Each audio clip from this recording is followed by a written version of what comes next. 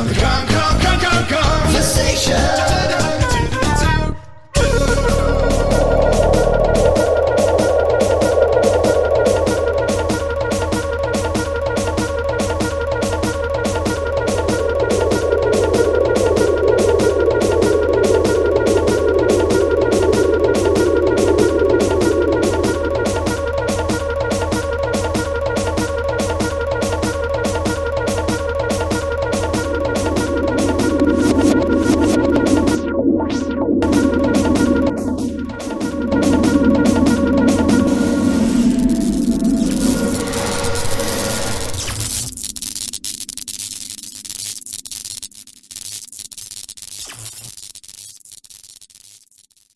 Sort of spooky nonsense is happening on my podcast. Hello and welcome to the Kongversation. I'm Hyle Russell. And I'm Shane Marchis. Shane, hey, welcome back to the show and happy Earth Day. Thank you. It's one of the it's not even a real holiday. It should be a real holiday, but it's probably the most important holiday. It's kind of a made up holiday, but aren't they all made up holidays? And as this episode title suggests, shouldn't every day be Earth Day? Yeah, I'll be back next week to record the next Earth Day podcast. Yeah, it's pretty much exclusively just Earth Day episodes from here on out. Sorry about that, folks. But no, we're going to be talking about the environmental messages of the Donkey Kong universe on this episode. We're going to be talking about love for nature and the natural world. And we're going to be talking about what you can learn from the Donkey Kong universe to better the health of your planet. So it's going to be one of them preachy episodes, I guess. I hope we don't offend anybody. I mean, there's a lot of people that probably feel really offended by us caring about the planet, you know? Apologies to any coal barons who might listen on a regular basis. Apologies to BP executives. Really, people who think waterfowl look better coated in oil, I apologize. I don't mean to put you out for this episode, but come back next week and we'll talk about the Yooka-Laylee developer commentaries, and I'm sure you can really feel simpatico with capital B. So you'll have something next week, I promise. But in the meantime, Shane, before the preaching starts, I've got a beg. So it's time for due diligence. Please follow DK Vine on Facebook and Twitter. I update every day. I vomit out thoughts from my keyboard or from my phone digital keyboard thing. I vomit them out, spew them on social media, and people sometimes read them and respond. So that's dkvine.com/Facebook or /Twitter, or facebook.com/dkvine, twitter.com/dkvine. Don't forget, we're also on YouTube at dkvine.com/bootube. So, because it's an episode about going green, Shane, but I haven't seen much green this year. Yeah. Don't forget, we have a forum at dkvine.com/forum. If you would like to get your calls in on the Kongversation, we do have the DK Vine hotline at 1-202-630-VINE. That is 8463. That's what those numbers spell, apparently. And we just had our call sack episode last time, but just stay plugged into social media, or if you back us on Patreon, you'll get notifications about what the topic is going to be for the next episode. And so then if you have anything you would like to contribute, you can call in then. Otherwise, we'll just save your call for the call sack. But anyway, that's 1-202-630-VINE 8463. Going to continue the begging now with a special request that I have been hammering home hard recently. Please help us get Nintendo President Shuntaro Furukawa on the podcast for our enormously huge Mario Golf Game Boy Color Spotlight episode this October, because that game is turning 20 years old, and apparently Nintendo president Shuntaro Furukawa is a big fan of the genre of RPG golf, which is it's just a sprawling genre filled with hundreds and hundreds and hundreds of games. But I'm sure he would love to talk about Mario Golf Game Boy Color, considering he is the president of Nintendo. Yeah, we need all the help we can get. I tweeted at John Stamos and Susan Sarandon in the middle of the night, like a few nights ago. Neither of them replied. Well, I'm sure John Stamos is too worried about his fictional wife, Lori Loughlin, who is possibly going to jail for the college admissions bribery scandal. But, I'm disappointed in Susan Sarandon. Susan Sarandon, listen to me. From what I hear, getting Nintendo president Shuntaro Furukawa on the Kongversation will bring about the revolution immediately. So, think about that. I want you to sit on it, stew on it, and then please help us. Retweet Shane's tweet. Tweet your own tweets. Come on, celebrities. You're failing us. You're failing the movement.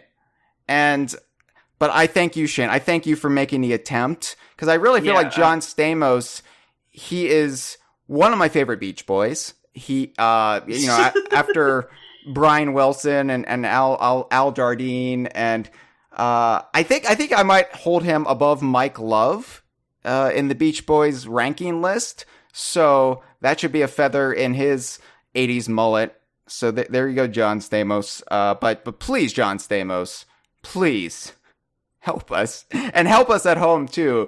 Be like Shane and tweet out to try to get the attention of Nintendo president Shuntaro Furukawa, because what's going to happen, it's going to be November. He won't have been on it. He'll find out about it, and he'll be really sad as a result. And I don't want the Nintendo president to have a sad. That's the last thing I want to do with this podcast, Shane.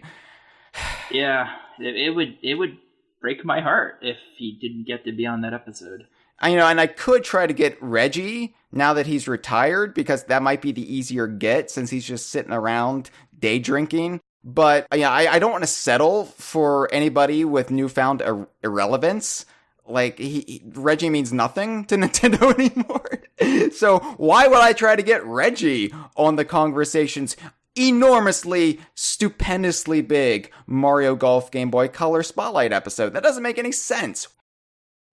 Shane, I want to point out, too, that nobody's found this missing episode of the Kongversation Season 6 yet. Now, I know I just harped on people for not supporting the movement of getting Nintendo president Shuntaro Furukawa on the gargantuan Mario Golf Game Boy Color Spotlight episode this October.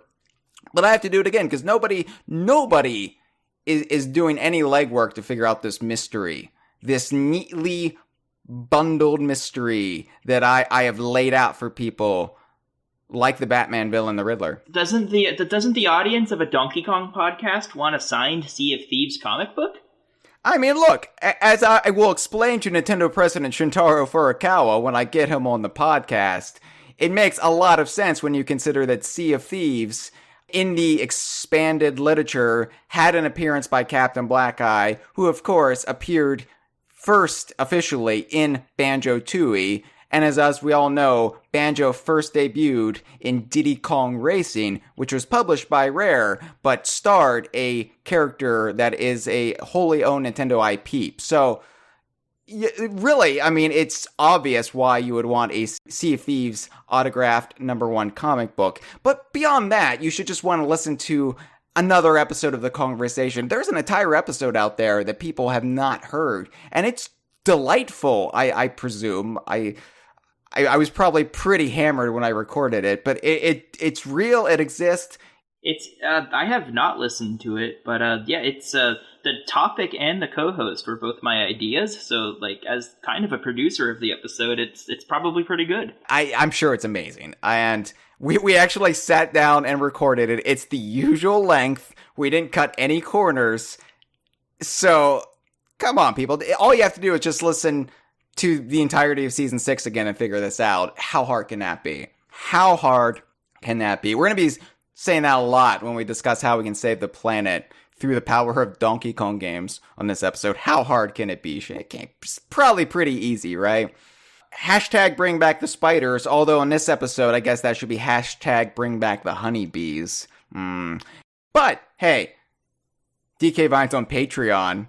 I don't know why I veered towards that as a pick-me-up, hey, but the good news is, we're begging for money over here. DKVine.com/Patreon. This helps fund the site. It keeps the site alive, but more than that, it helps us better our coverage because E3 is in 2 months, less than 2 months now. And so far, we've announced that I'm going to E3, Jeff Onan is going to E3, and Mitchell Wolf is going to E3. So at the very least, there will be 3 of us out there to cover the Donkey Kong universe, Rare, Platonic, whoever's out there, we're going to be covering them. Exclusive coverage, nothing but the stuff you want to hear, which is apparently nothing but Donkey Kong, Rare, and Platonic in my own fevered imagination. So, supporting us on Patreon helps us a great deal with the very, very expensive cost of going out there to Los Angeles and the lodging and the eating, the parking. It's a shakedown. It's a shakedown, this E3. And not as bad as Comic-Con, but it's getting there. Yeah, dkvine.com/Patreon. Of course, we're not at E3 quite yet. This is only the 7th episode of the season. So this is not 007 in Los Angeles. It's not even 007 in New York. I'm doing this episode from home.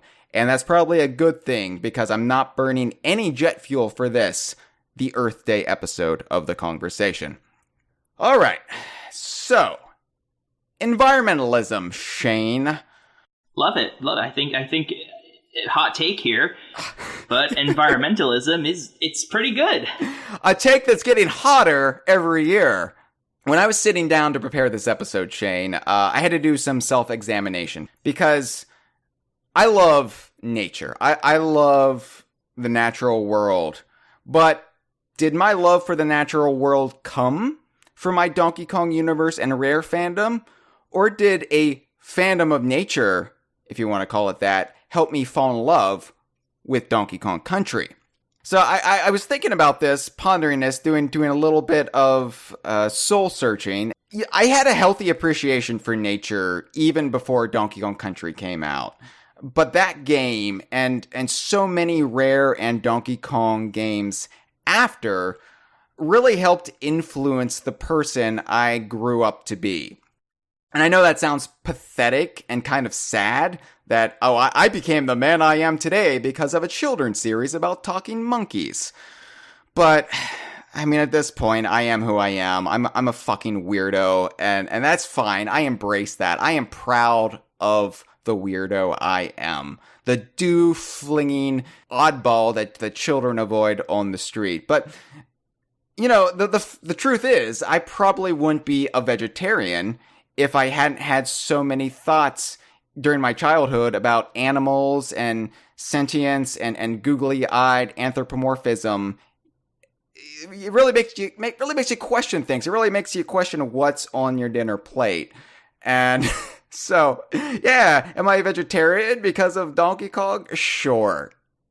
I mean, that's kind of a little blunt, and it's ignoring other contributing factors, but yeah, sure, that played a big part in it. Shane, what about you? I would say that my place in the Rare fan base and in the Nature fan base are probably separate. I mean, as a kid, my favorite games were Rare's games and the Pokemon series, both games that are like big on nature. Yeah, well, Pokemon kind of glorifies dogfighting. I mean, We'll talk more about that in the Pokemon episode. But, okay. Okay, there's going to be a Pokemon episode? Okay. Yeah, we're doing a Pokemon episode. Oh, okay. Okay, well, Shane just taken over. I loved nature as a kid. There was this Hamilton, Ontario, the Red Hill Valley. I used to go there all the time, watch the birds. It was really cool. And they tore down that forest a couple years after I started going there to build a highway, and it kind of sucked. And it really, really, really kind of got me interested in like environmental activism and eventually politics. Did they at least have like go-kart racing on the highway? No. No, then it's not okay at all. For me, my parents would take me for little hiking excursions as a kid, and I always found that, pretty enjoyable. But it's funny because even though I liked going for these brief walks in the woods with my parents, all of my favorite media at that very young age involved like major metropolitan centers, either real or fictional. Like I like the Ghostbusters, and of course that takes place in New York City. Same with the Ninja Turtles, and you got the Batmen in their Gotham City. So I didn't really have any like media that would reflect like just the wilderness or nature or solitude. And the games I played always took place in a fantasy realm that I guess it was in its own nature, but it was just too far removed from our own reality for me to find any resonance in it. Like, the Mushroom Kingdom, it's cool, I guess, but it doesn't really mean anything to me. Those rolling hills look great, but I don't know. It's just it's not like tangible. And so I never had like our nature reflected back in my entertainment. So for a game like Donkey Kong Country to come along and so just unabashedly celebrate the planet Earth, with realistic jungles and coral, verdant forests and snow-capped mountains and all of that, I was enthralled by it. I had never really experienced anything like that at that young age, and it made me want to get back out in nature on a regular basis. And so as soon as I was old enough to get out on my own, hiking became a lifelong passion for me. And it's gotten to the point where I don't feel normal unless I get a hike in. And unfortunately, I can't do it as much as I used to, but it's like recharging a battery. I get in the red and I get sluggish and everything goes dark and I get just irritable and then I just shut down. And so that is how I replenish my soul, essentially, is hiking. And I never really discussed like any spiritual beliefs I might have on the conversation, but I do have some, and that's mostly from the time I've spent alone in the woods, which makes it sound like I'm like some sort of Unabomber man, and that is my religion, is sending mail explosives. But that's not what I'm getting at. When you're alone in nature, totally surrounded by wilderness. I'm not talking about a city park here. I mean, that's great if that's all you've got access to, but I'm talking about like actually surrounded by miles and miles of forest and mountains or whatever. When you're out there, it's like you can physically feel that you're part of something greater than you, but you're still part of it. It's like a connected web of energy. The smallest insect to the tallest tree all like shares this, and it just makes you feel so serene and at peace and contemplative and like. It's not. Yeah, it's really nice. It's not something you feel being in a city. And I'm not like shit talk. I love cities, art, culture, museums, boutique stores. I'm not shit talking that, but at my heart, like I have to be in nature, or else again I become a bastard man. And I know I just described essentially the Force from Star Wars, and I realize that sounds idiotic in that context, but my point is that nature is essentially my religion. And the DKU has reinforced my respect for it, my awe for it, and I guess nature has therefore reinforced my undying fanboyism of the Donkey Kong universe as well. So it's a symbiotic relationship, like you and the midichlorians, right? Okay. Yeah, I feel the same way. I am way less depressed if I've hiked in the woods recently, which I haven't actually recently, so that kind of sucks. But I got out yesterday. Actually, I went up into the mountains, and it was like 60 degrees, and I was like, oh, this is gonna be a beautiful spring day. I'm gonna frolic with baby animals. I might make some little rabbit friends. We'll exchange Christmas cards this year. It's gonna be great. But the funny thing about a mountain is that it's usually colder than it is when you're not on the mountain. So it was 60 degrees here. It was 40 degrees up on the mountain, and also bitterly windy. And nothing was blooming yet because it's about a month and a half behind everywhere else. It takes that much longer for everything to bloom. And because it was so bitterly cold, there were no animals out. So I ended up just getting very miserably cold, and also the change in altitude caused me to have a splitting migraine. But I still enjoyed it. I pushed past that, and I was able to just sit by a mountain stream for a while and just kind of do my form of meditation, and it was great. It was great. And now I'm back here in my office, and I'm recording a podcast about Donkey Kong. So I guess what I'm saying is I can't wait till I can just leave all this behind and I can be a weird hermit man away from everything. Beyond just having the pretty landscapes to look at that's filled with animal life, whether that animal life is portrayed as basically human-like or if it's just straight-up wildlife, the Donkey Kong universe is also filled with some pretty hardline ecological messages. And, it's not like it's really taking any controversial stands, because what it usually amounts to is saying, hey, polluting is bad and bad people tend to do it. I mean, that's the extent of the ecological message of the DKU. But I guess it's still refreshing to see, even if it wasn't that unusual back in 1994 when Donkey Kong Country first came out. Because, 1994, that was only 2 years after, the movie, Fern Gully. Remember Fern Gully? I've talked about Fern Gully before, yeah. I remember Fern Gully, and I remember Fern Gully 2. I never saw Fern Gully 2, but yeah, Fern Gully, give it shit because how overwrought it was with its messaging, but it's not bad that it exists. It's good that it teaches kids, hey, maybe we shouldn't cut down all of the rainforest. Fern Gully was the last rainforest in the canon of the movie, or at least the movie subtitle. So, you had that, and I believe 94 was around the time that one of the Captain Planet cartoons was on, either the first or I think there was a follow-up, but environmentalism wasn't this weird, political hot-button issue in the early 1990s like it's somehow become now. And we're not going to get into that. We're not going to belabor well, why is environmentalism we're not going to go over that history. Everything's political. Everything's political. Yeah, you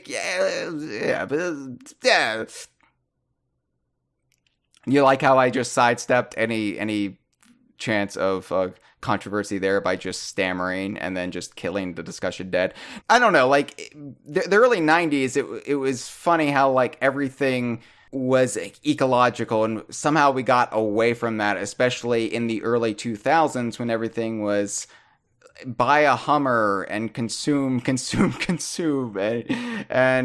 we're kind of going back towards that environmental ideal, but it's like you're picking a side, and back then it was just kind of universally agreed upon that, hey, we need to do something because at this rate the planet won't survive.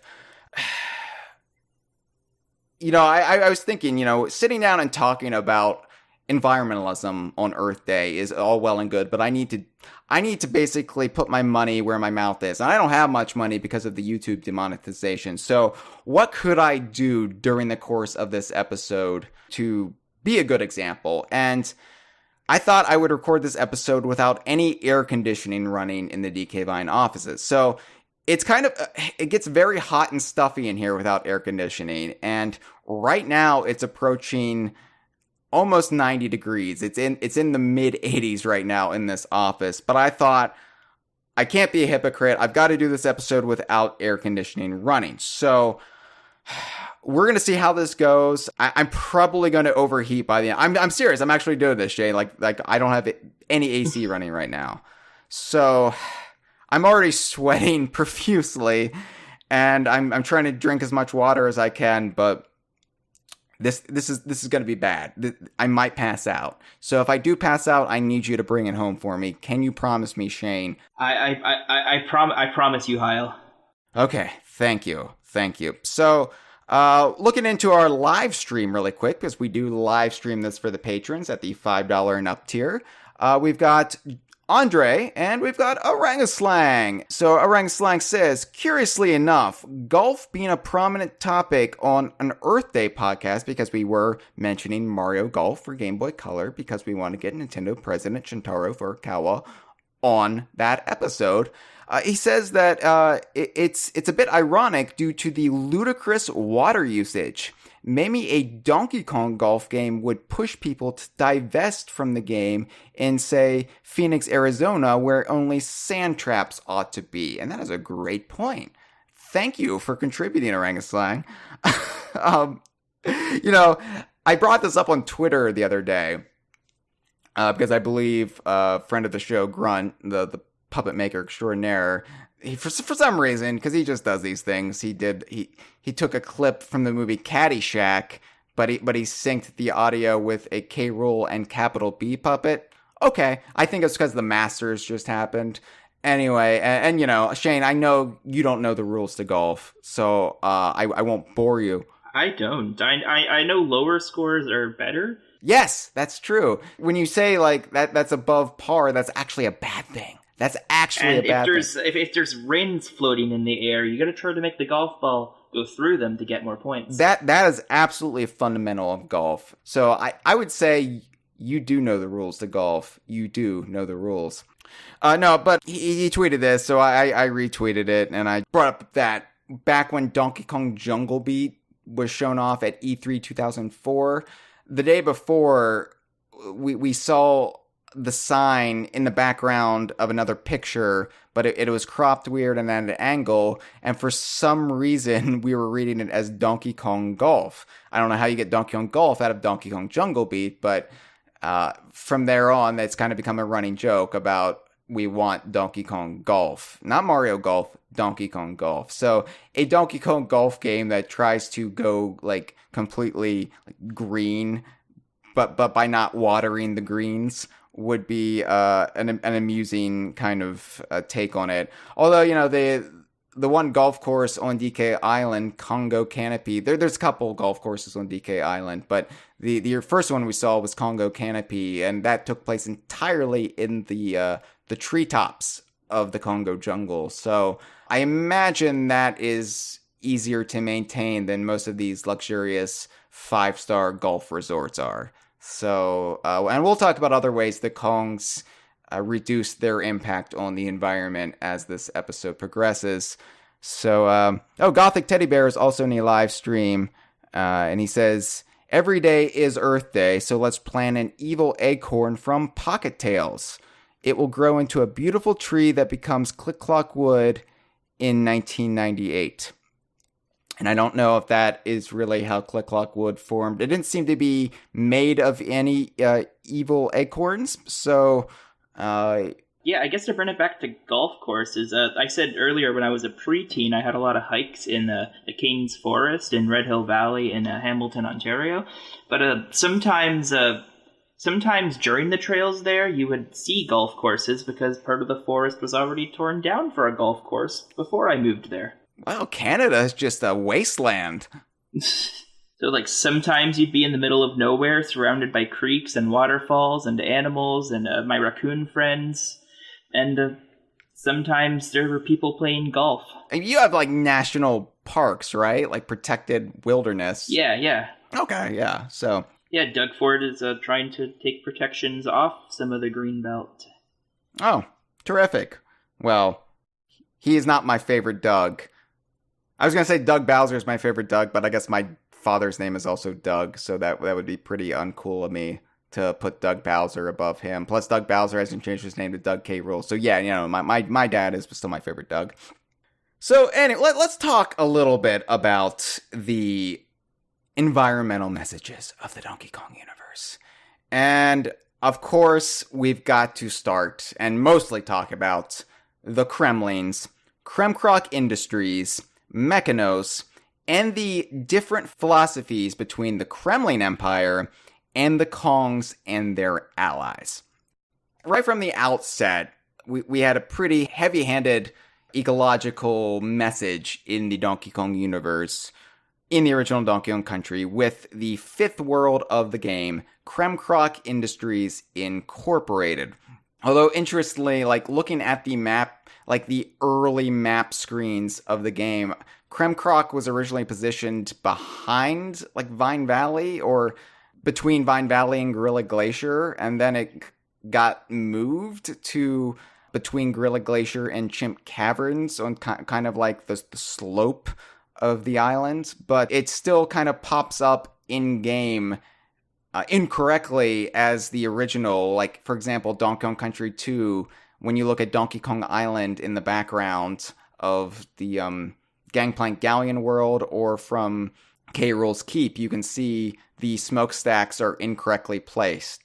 And I don't know if I've ever come up with a fan wank for that, besides just maybe the swamp gas from Krem Key was kind of bending everything through Prism. I don't really know, but yeah. CremKroc Industries is a Kremlin factory on Donkey Kong Island, illegally built on Donkey Kong Island. And I guess it didn't seem as conspicuously illegal at the time we played the original Donkey Kong Country, because at that point we didn't know Crocodile Isle existed. For all we know, the Kremlins like coexisted on Donkey Kong Island with the Kongs. So it's like, oh, well, they got to build a factory. Of course they're going to build it somewhere. But post Donkey Kong Country 2, it was just more egregious that, wait a second, why did the Kremlins build a factory, one of their own factories, on Donkey Kong Island? And as we would see later in the series, this is something they have a history of doing. And I like the position of where CremKroc is, because it is on almost the highest point of the island, discounting Gorilla Glacier. So it would be the hardest point for the Kongs to shut down them building it. They could build it like pretty quickly, and Cranky may not be wise to it until it's too late. So, you know, and at that point, you know, how are you going to get up there unless you have to hike up there and go through this whole ordeal? And that might fray the very, very tense relationship between the Kongs and the Kremlins at the time, because I imagine before Donkey Kong Country came out, there wasn't full-out hostilities between the two societies. I mean, obviously there was historical tension, but there was a kind of a Cold War, or maybe not even a Cold War, just uneasy feelings between the two. And it wasn't until K. Rool stole the Banana Horde that it all just exploded into open warfare once again. But it gave them an excuse to shut down CremKroc, at least. Yeah, the Kremlins, they like to build factories in other territories. Like, they have their own island, Crocodile Isle, and granted, it's a ghastly island that just shoots straight up, so it might be hard to build like factories on it, but considering they managed to do an amusement park and a giant medieval Gothic castle, I would imagine they would be able to probably work a factory in there as well. So it's so like passive fucking aggressive to say, hey, let's open up our new factories on Donkey Kong Island. Let's build them under the cover of darkness, and let's just like pollute the Kong's land, because fuck them, right? And then we'll profit off of it. It's pretty bad. Yeah, I would say that is a bad thing to do, you know? Pondering the political implications of the Kremlins doing this, like I would imagine there would be lots of angry like city council meetings in Big Ape City, and like Kong's demanding action be taken, but like I said, what can you do? Because if you move on the Kremlin's factories, then that could open up warfare between the two societies, and like the islands are facing each other, so there's no buffer zone. So you do that, and all hell would break loose, and maybe the Kremlins come in with bulldozers and just bulldoze the Congo jungle down. So it was kind of, I think, a calculated move at the time that, okay, we'll let them have this small sliver of our island. We're not happy about it, but if they try anything else, then shit's going down. And they tried something else, the banana horde heist, and then the aforementioned shit, it definitely went down after that. The whole world of CremKroc, though, like most people just think of the factory levels, but I believe there's only 2 factory levels in the entirety of CremKroc. The rest is basically looking at the ecological damage that is being done to the surrounding landscape.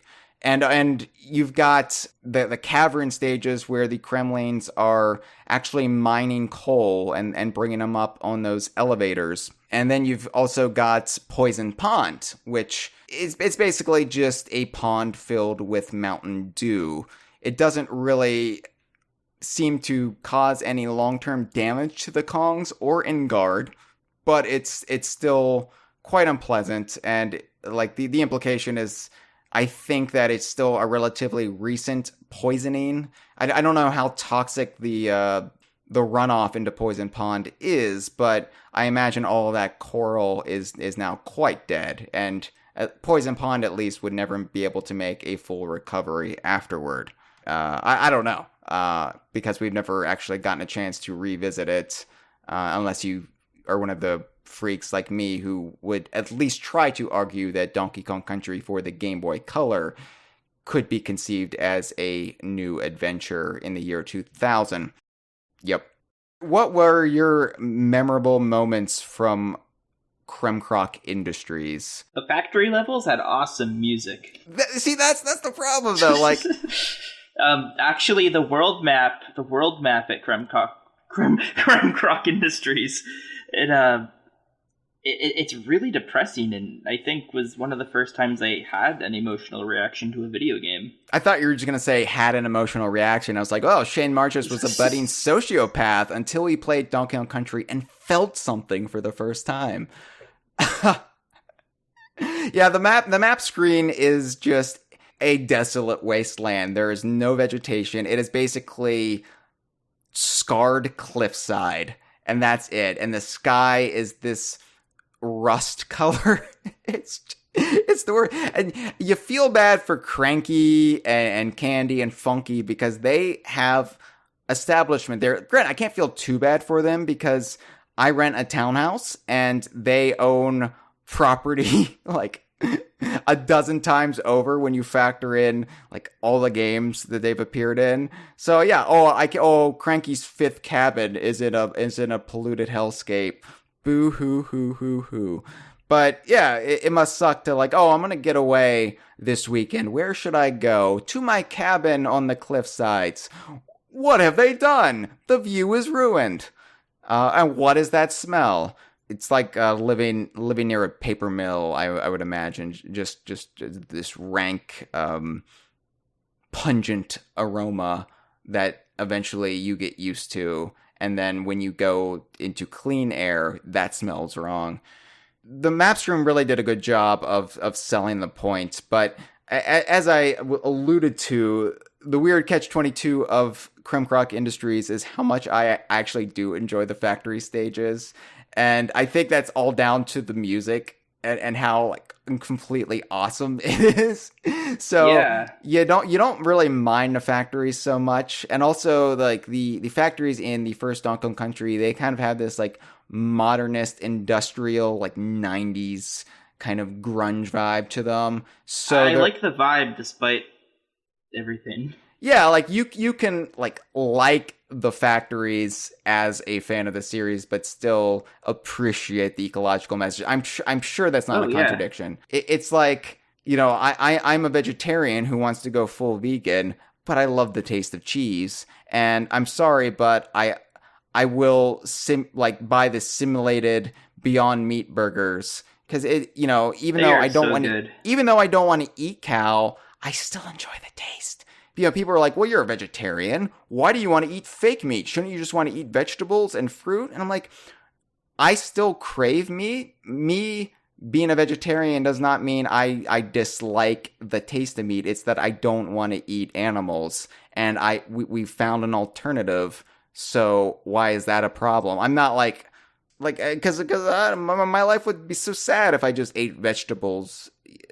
That would be the worst. Like all these vegetarian meals. Oh, you're a vegetarian. Here, let me cook you an eggplant. I hate eggplant. I hate eggplant, Shane. I hate it. But give me a Beyond Meat burger. Oh my god. Yeah, eggplant is. I guess it's really the texture, but yeah, it's just. Ugh. And I know what you're saying. I know what you're saying at home. You're saying, Hyle, you just hate eggplant because of the residual hostility towards the Kid Icarus franchise in Super Smash Bros. 4. And to that point, I get it, but I hated eggplant long before the Smash 4 drama. You know, it's not a chicken or egg scenario like it is with my love for nature and the Donkey Kong universe. A chicken or eggplant scenario. There you go. And that is the scenario that somebody has to take when they want a chicken parm or if they want an eggplant parm. Yeah, eggplant is. I've never had a good eggplant, and I'm sure there is a master chef out there who has found a way to prepare eggplant that doesn't make it a repulsive insult to me and all other vegetarians. But I've never met them, and I don't know if I ever will. Like I've had spaghetti sauce with like chopped up eggplant, and I haven't minded it because like you don't actually have to bite it. Mm-hmm. But yeah, I'm not a fan of weird textured vegetable. I like crunchy vegetables. Yeah, give me a vegetable tray of like carrots and celery, and you know I'm happy. Like I can make a meal out of that. But don't tell me you just eat vegetables. You're a vegetarian. Fuck you! Don't understand. You don't know. It has nothing to do with that. It's not like, oh, I love vegetables so much. I only want to eat vegetables. No, I fuck vegetables. But I love animals too much. I love them. I want to frolic with them. Animals are they're really nice, but they do taste nice, which is why I love Beyond Meat. Yeah. And, you know, and then I can eat my Beyond Meat burger, and then I can go out with a still living cattle out there, and we can prance around and be happy and trample the eggplants. And yeah, then we'll go eat 10 Beyond Meat burgers to show how much we care about the environment. To be fair, I know like they have to ship that in, but it still has less of an ecological impact than cattle farming does. So save your lectures, people.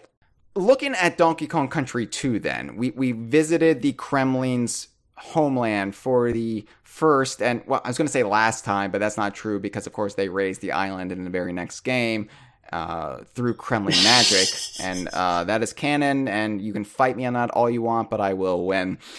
So Donkey Kong Country 2, why didn't they build their factories there? Well, they didn't have any visible factories on Crocodile Isle, but I think you can make the case that they certainly didn't treat the motherland any better than they did Donkey Kong Island.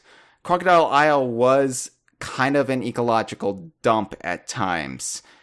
K. Rool's palace, the aforementioned Gothic castle, his palatial estate, just straight up has toxic waste like bubbling up through it. Why? Like I haven't vacuumed in a while, and I am not the best at dusting. I am your stereotypical man when it comes to cleaning the home. I let it get a bit out of control at times, and it's only when I notice that there's dust on my row of Donkey Kong Universe action figures that I decide to take action finally. So, you know, I'm not the best at keeping up with household chores, especially when there is so much DK Vine content I need to churn out.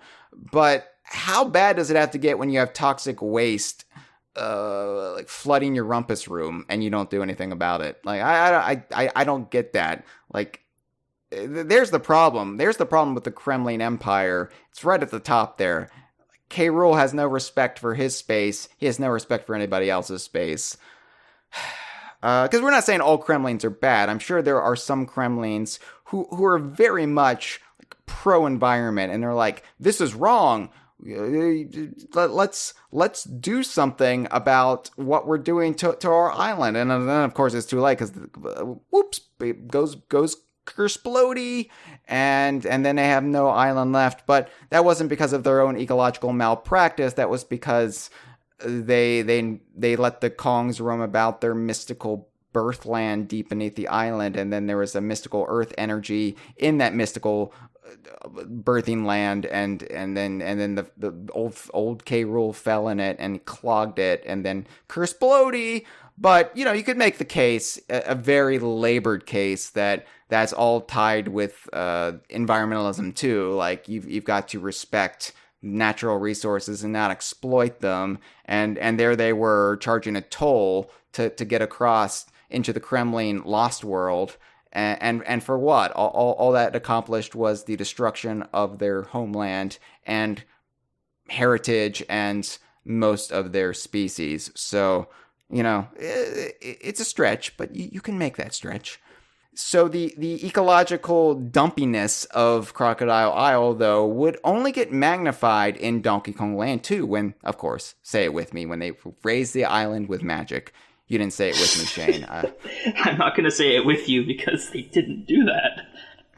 It's not too late to get a ringer on this episode. Like, I'm perfectly... like, it would be in tune with the message. I will recycle you, Shane, and turn you into Cameron or Jeff or David or somebody, and I'm fine with that. I think Donkey Kong Country 2 had a beautiful ending, and I'm not going to believe anything that diminishes that.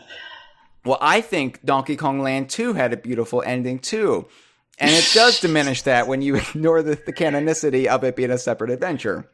It's canon. It's just the same adventure. My anger is rising to the point where I'm seeing red, and I'm supposed to be seeing green on this day. This Earth Day, Shane. Anyway, so in Donkey Kong Land 2, a completely separate adventure, citation needed, you would have toxic waste spew out of the pores of the island itself.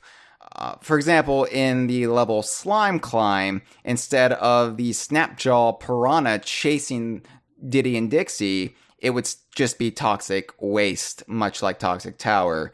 So, but by that point, Crocodile Isle was so bad off, it was basically weeping poisonous green acid juice. But I don't really think that's the Kremlings' fault. Again, that's partially on the Kremlings, but also kind of on the Kongs, too. They're bad, right? So, moving on to Donkey Kong Country 3 and Donkey Kong Land 3. So, once again, we've got Kremling factories. And in this case, it's the factories of CremKroc. And I presume that... I know we've talked about this before on the conversation, but I presume CremKroc is either the umbrella corporation that owns CremKroc, or CremKroc is the corporation that owns CremKroc, but I think CremKroc is the one that supersedes CremKroc, just because we would later see that terminology reappear in Donkey Kong 64's Frantic Factory. So I think CremKroc is like the older name of the two. Yeah. I would agree with that. Okay. And the factories in DKC3 look a lot older too. They do, and they've got kind of like this almost Victorian vibe to them. And I'm glad we can agree on this after that whole Donkey Kong Land 2 argument almost tore apart our friendship. I really like the factories levels, the aesthetic of them in Donkey Kong Country 3 as well. The old Victorian vibe, it's really cool. And if you're a Led Zeppelin fan, you kind of have to love them, because Kashmir, man, Unless you played the GBA version. Well, yeah, but I'm one of the oddballs who prefers the original soundtrack to the GBA one. So I feel like that's a common opinion, but as time goes on, I feel like more people are appreciating the replacement soundtrack, but when the game came out, people were outraged. from what I've seen, more people prefer the GBA version, and maybe that's just because of the love for David Wise, who I love David Wise, and I like a lot of the songs from the GBA version. But I feel like Eveline Fisher doesn't get enough credit. Oh yeah, like most, like I will maybe not say most people, but a lot of people outside the core Rare fandom don't seem to realize she exists. Yeah, and that's a problem with. I have a problem with that. Granted, she retired and she did an interview recently, but she's kind of like just kept a low profile and she hasn't really engaged with the community much in the same way that Wise, Beanland, and especially KremKroc have done. But yeah, for like some of the younger generation, like even KremKroc's kind of like for a while there, it overshadowed David Wise. Like I was hanging out with a friend. I was showing them the Tropical Freeze demo at EB Games back when Tropical Freeze had a demo at EB Games, and she asked me, "Oh, did they get Grant back?" And I had to explain that he was never the Donkey Kong Country composer. Yeah, Donkey Kong 64, right? And now Donkey Kong Adventure in Mario plus Rabbids Kingdom Battle, which we'll have an episode about, actually 2 episodes about, hopefully in a few weeks. We'll do those. Now that I have that gold edition finally, that physical gold edition. So nice to have. Costco exclusive. I feel sorry for Cameron. He bought it like a week before they announced that. Yeah, sorry about that, Cameron. I knew like being stubborn and pouting and stamping my feet would get the job done. It served me well so far in life. Yeah, but to go back to the soundtracks, I don't have a favorite. I honestly just like both.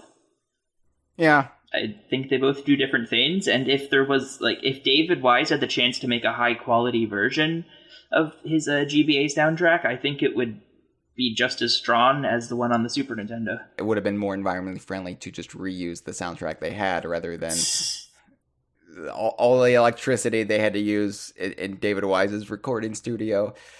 This is why we're going to be underwater. It's because of the DKC3 GBA soundtrack. I will hold it personally responsible. Anyway, so back to the Northern Kremisphere and the illegal factory operations there. The first factory operations, predating Donkey Kong Island, mostly took place on the island of Mykonos, and there, they had this, again, the Victorian factories with the big, vats of liquid metal, like at the end of Terminator 2, just smelting vats or whatever. And I love those factory stages as well, even though they go for a completely different vibe than the DKC factories. It's more like industrial revolution than it is 90s grunge. But what I really like about the ecological message of DKC3 is that rather than just repeat that, oh, the Kremlins have factories, that be bad, they be polluting, those rascal Kremlins, they actually did a little bit with it through the Brothers Bear quest. And that was through the character of Bramble Bear, who lived just above Cotton Top Cove. That Brothers Bear is best. For this episode, for Earth Day, we will confer and agree that Bramble Bear is the best Brothers Bear. At least for Earth Day. You gotta give him Earth Day. That is always my opinion, but then again, every day should be Earth Day. Every day should be Earth Day. Bramble Bear should be best every day of the year. You visit Bramble, and he's a famed botanist, according to him at least, and wasn't his name Botany Bear in the original European version? Bellamy Bear. Named after, I believe, a botanist that was famous in the UK at the time, had a TV show or something. That's such an obscure reference. Yeah, and I don't even know how thorough that was. If it, I forget if Bellamy made it into the actual game or if it was just in the instruction manual, because you don't find any reference to Bellamy on any resources under trivia in Europe he was originally called Bellamy, and you don't have that. It's not like a Hoofer situation for Jungle Beat where the Jungle Beat animal buddies had different names in Europe until the new play control version standardized the American names, or the North American names, for the worldwide audience. I will play the European version of Donkey Kong Country 3 and get back to you the next time I'm on the show. Can you find it? Like, is it available as a ROM, or do you have a cartridge, a PAL DKC3? For legal purposes, I'm going to say I have a cartridge for PAL DKC3. That's amazing. That's amazing you would have that. There would be no reason for you to have that. Oh, I definitely have that. I'm looking at it right now. And you have to believe him because there's no visual component to this podcast. Anyway, yeah, so you visit Bramble and he like alludes to like nothing's growing because of the Kremlings restarting their factory. I believe it's implied in DKC3. It might be outright stated because there's so much dialogue with all the Brothers Bear in the game, but I believe it's implied at least that the Kremlings had factories built. They ceased operations, maybe when CremKroc opened up on Donkey Kong Island. But then when the Kremlings moved back in post Donkey Kong Country 2 / Land 2, then they restarted their factory operations in the Northern Kremisphere, and that has had a dastardly ecological impact on the Northern Kremisphere. And that includes the flower that Bramble Bear loves best. We argue about which Brothers Bear is best. This is the flower that the Brothers Bear argues is best. And that is we only know it by its scientific name, the Flapperius pedalus pongus. It's like a reddish flower, and used to grow just north of Cotton Top Cove, but because Mechanos is right down there, the air pollution has had an impact on the surrounding land, and this flower will not grow anymore. Why are video games so political now? And you know what? Maybe this flower gives people an allergic reaction. Maybe it shouldn't grow. Maybe we should eradicate this flower like we should eradicate the eggplant. What I like about this is that it shows that the environmental impact of the Kremlin's factory doesn't just extend to immediately where the factory is built. That is actually having a chain reaction across the Northern Kremisphere. So this flower, like this is completely independent of Mechanos, besides it being important to beat Mechanos to progress this Brothers Bear side quest, but it has no connection to Mechanos otherwise. And I really like that. One, just the interconnectivity of Donkey Kong Country 3 in general, like all of the various cause and effect through the Brothers Bear side quest, but also just like this message that, hey, Mechanos is causing problems throughout the Northern Kremisphere. It's not just isolated on this little lake-bound island that they built the factory on. That's really cool. And I also like that it's not just you beat Mechanos and then the flower's back. It takes a while for the flower to come back. I believe it's after Razor Ridge that the flower will finally grow again. And you just have to like see it on the map screen because there's that weird path just above Bramble's bungalow. And you have to like go up there, and then Dixie or Kitty will pick it, will pluck the flower, which I feel like it's got, this flower that's was near extinct because of pollution has made a comeback. Let me pluck it. But yeah, they bring it back to Bramble then, and then Bramble, who in the downtime of his favorite flower not growing, turned to studying animal specimens like banana birds, gives them a banana bird in return for it. But I like just that it takes a while for it to come back. That and you know, who knows if Mechanos and CremKroc had been running for longer than the Kongs let it run. Like maybe the flower would have never come back. Who's to say? But just very little, like it's not preachy. It's not like over the head, but it's just like, hey, matter of fact, this is the downside to industrialization. This is the downside to not human progress in this case, crocodilian human progress. But hey, we've got to come up with some alternatives here because this isn't working. Building Victorian factories with lava vats and mechanical owls that shoot lava balls at you. Well, you're quite acquainted with those mechanical owls, aren't you? Yeah, I have been waiting to bring them up. Carbine they are my neon avatar on the DK Vine forum. They are these owls that shoot fireballs at you. Most of the time can see them, but at the Blast Factory stage, it's in front of the screen. Why do you hate the environment so much, Shane? Why are you supporting these polluting mechanical owls?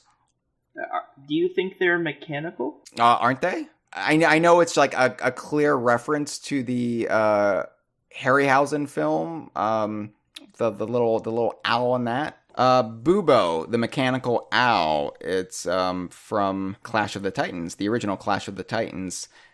Maybe it's pronounced Bubo. I'm throwing them both out there so I don't feel like an idiot. Yeah, so in Clash of the Titans, it is a mechanical owl, and that's why I assumed Carbine is a mechanical owl as well. Let me send you the link, Shane. I'm just looking at Carbine's render, and it may be mechanical. I do think there's a natural element. I think the Kremlins had sort of modified these. It's always been my theory that the Carbines were like the native species to the area before the factory was built. And I'm kind of horrified thinking that these are just like physically modified like cyborg owls. All right, look at the picture I just sent you of Bubo/Bubo. That's Carbine, man. That's what they're based on. Yep. I'm waiting to see his reaction. Oh. Huh. Riveting podcast. But yeah, you can see in the eyes and the texture that I definitely see it. That's really interesting. I guess I didn't know everything about Carbine. I still really like the idea that the Carbines were like fully like natural owls that lived in the forest before these factories were built, though. And the Kremlin just took them and made them cyborgs. I mean, they were definitely like doing weird genetic stuff to their own, so makes sense they'd go a bit further with their occupied species. I mean, look at their purported king at the time, Chaos. It was a robot with the brain of a gorilla and a monkey. So yeah, lots of weird shit going on with the Kremlin crew at the time. But probably one of the most interesting of the drones in the Donkey Kong Country series. The owl design came late in the game. Originally, it was designed as a robot with a little helicopter, like similar to K. Rool's helipack. Yeah. Some people believe that robot is actually the thing shooting at you at I can't remember the level's name. CremKroc. That's it. Yeah, although even though it's called CremKroc, I like to believe it's a carbine shooting at you. Yeah.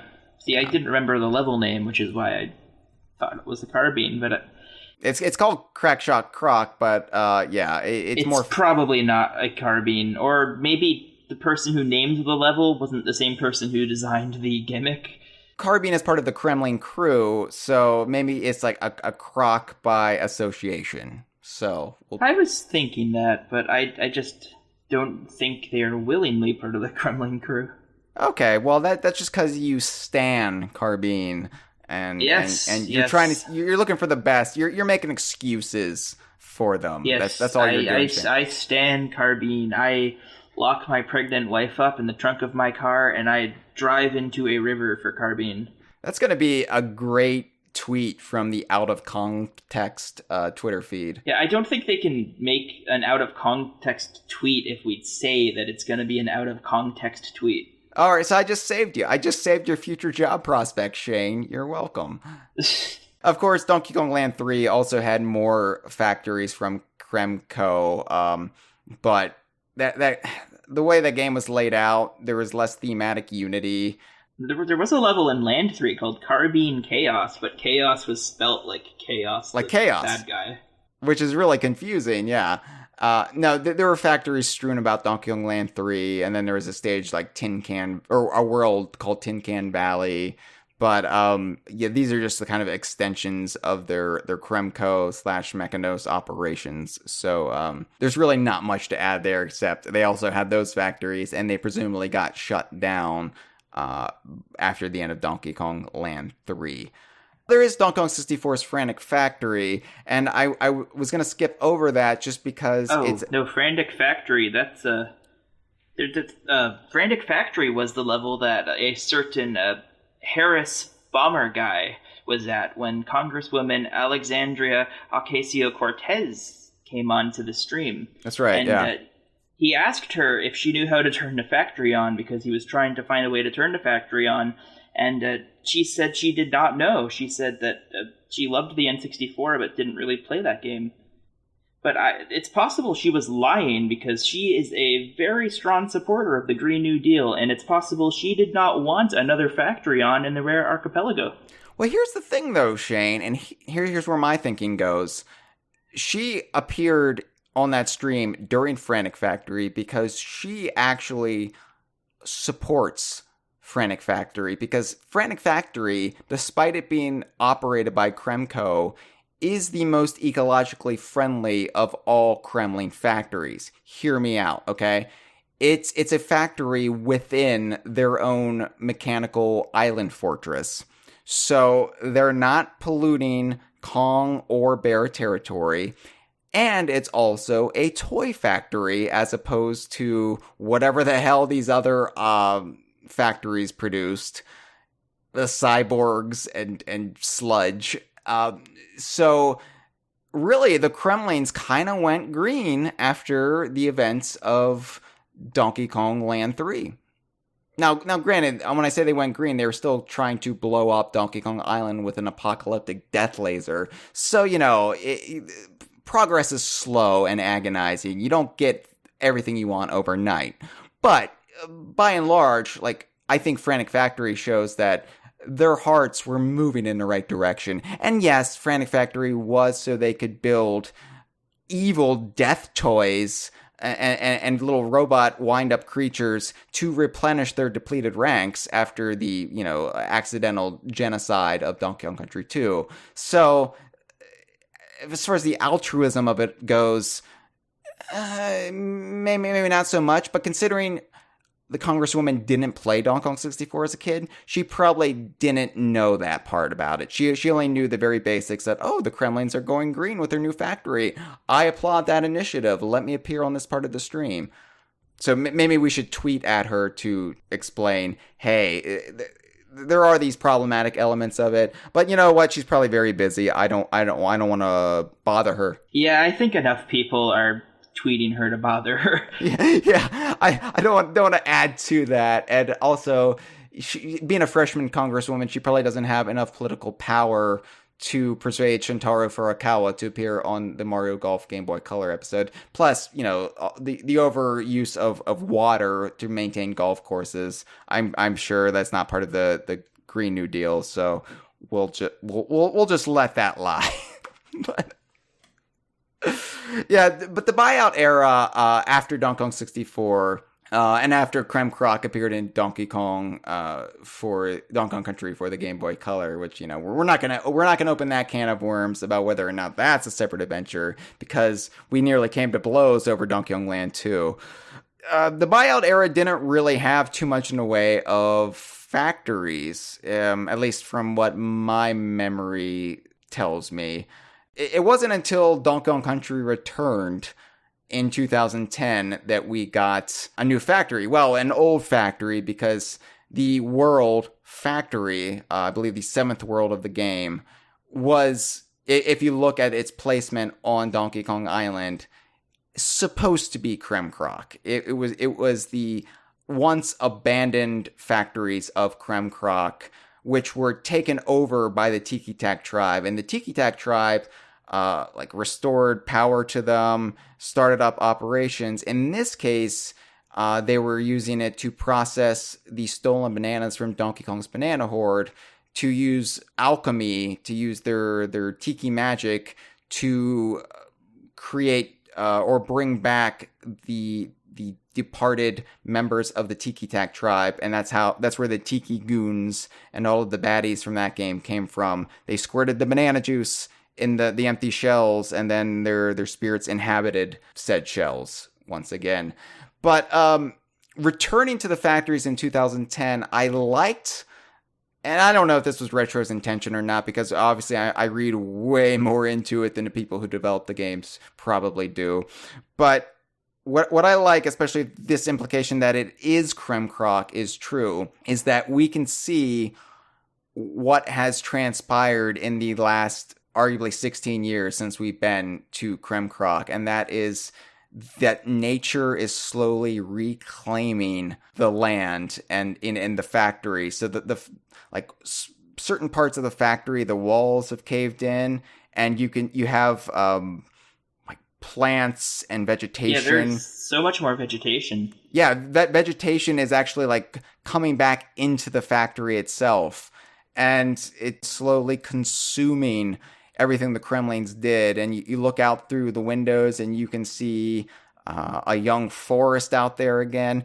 Yeah, this is a Slam and Steel is the level you're describing. It's a really cool level. It's possibly my favorite in the game. We saw a little bit of cause and effect in Donkey Kong Country 3 with Mechanos and the Flower, but this is a more long-term look at what shutting down this factory did, and that was that, remember the scarred, barren landscape of CremKroc? Well, now there is a forest that is starting to thrive again, and I don't know, like, about, say, Poison Pond, that might be beyond salvaging, but nature comes back. Life finds a way, as Jeff Goldblum says. So I like that. It gave me some warm and fuzzies to see that this part of Donkey Kong Island that I always wrote off after the original game because it's ruined.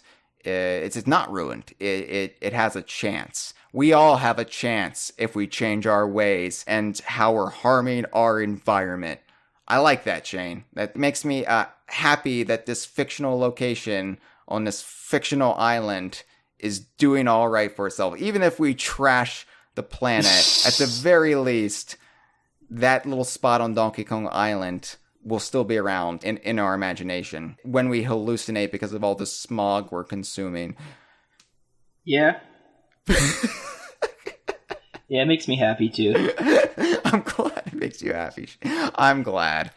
Retro had another factory in Tropical Freeze, but this was completely different from any other factory we had seen up until this point, whether it be Country or Country 3 or Returns. Tropical Freeze gave us Juicy Jungle, which, if we look at the concept art in a game, is implied that Juicy Jungle is owned by the Oinks, the little tribe of glasses-wearing pigs, anthropomorphic pigs, that apparently they live on this island that's really close to Donkey Kong Island, and they run a juice factory. They harvest the fruit, they harvest their fruits, and they process it, but the thing about the factories of Juicy Jungle is that it is almost entirely green. Yeah. It incorporates nature rather than butting up against nature or trying to overrule nature. Yeah, it's a lot like I'm just going to go on a little bit of a tangent here. Sonic CD. Sonic CD was a Sonic game where you could travel through time. You could go back to the past or go into the future in a level, and the level's aesthetic would change despite the level design being mostly the same. And if you stopped some of Eggman's machines, the future would be different. So each level had a bad future version and a good future version. And the bad futures, it was all polluted and smoggy and evil looking with really dreary music, while the good future would play really hopeful music and show the ways that technology and nature were working together. How does that remind you of Juicy Jungle? Juicy Jungle is like the good future, and all the other factories are the bad future. Okay, because I was thinking we never saw the bad future, or the bad version of Juicy Jungle, but I guess you're right. That would be CremKroc and Mechanos. Okay. Yeah, I see that. Also, I didn't realize that Sonic CD beat Ocarina of Time to the punch as far as the time travel bad future presentation goes. Because I was going to make a Grunny's Revenge joke there when you brought up time travel, but then you hit me with the future and the bad future and the hellscape, and I was like, oh no, that's more Ocarina of Time. Okay, I'll just shut up now. So yeah, I like that Juicy Jungle. It gave me a newfound appreciation of the Oinks once I looked at the concept art and I realized that the Oinks are probably running this factory. I was like, oh wow, the Oinks are all right. Like, it's no wonder they stan the Kongs as much as they do. Juicy Jungle it might be my favorite world in the Donkey Kong Country series. Your favorite world entirely? Wow, that's impressive. I like how it builds, and it goes from harvesting to production to like where they make the ice lollies. Like I like that it tells a story. So, but I don't know if it's my favorite. Like even in Tropical Freeze, I don't know if it's my favorite. Like I still like Bright Savannah. I'm just a sucker for that David Wise song in Grassland Groove. So, So let's talk a little bit. We talked a little bit about how the Oinks live there, or at least work, and how they are fans and now allies of the Kongs. Let's talk a little bit about how the Kongs live, because they're famous for their kind of down to earth technology. The Kongs have a lot of technology, but it's always got that kind of Gilligan's Island aesthetic to it, for the most part. Like, made of wood, coconuts, bamboo. They're very much like, if they can't make it from nature, they will then salvage it from somewhere else. You very rarely see metal or plastic in any of the Kong's technology, only when it's absolutely necessary. And that does kind of juxtapose Big Ape City. And of course, Big Ape City is this big question mark in the fandom right now, because there's New Donk City in Super Mario Odyssey and now Super Smash Bros. Ultimate. And so the question is New Donk City the same as Big Ape City? Is that the implication? But how can that be the implication when Big Ape City was able to be reached by Zeppelin in Donkey Kong Land, and Mario plus Rabbids Kingdom Battle Donkey Kong Adventure establishes that Donkey Kong Island and the Mushroom Kingdom are definitively in separate dimensions? Anyway, let's just go with the maybe 1995 implication that Big Ape City might have been built by the Kongs, and this is also somewhat supported by Donkey Konga 2, one of the few times I will speak positively of Donkey Konga 2.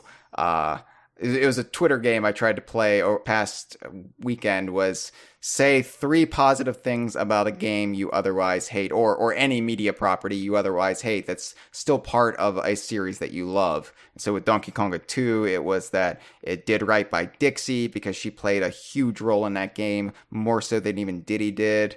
It might have taken place on the Donkey Kong Land worlds, like Big Ape City and Monkey Mountains, and I really love that. And you even see like the Big Ape City and Monkey Mountain like off the coast of Donkey Kong Island on their own little islets, which has always been my fan-wanking, my fanon of where those worlds are located, because they're certainly not on the main island. But anyway, and then what was the third thing I said about Donkey Konga 2? Have I already forgotten?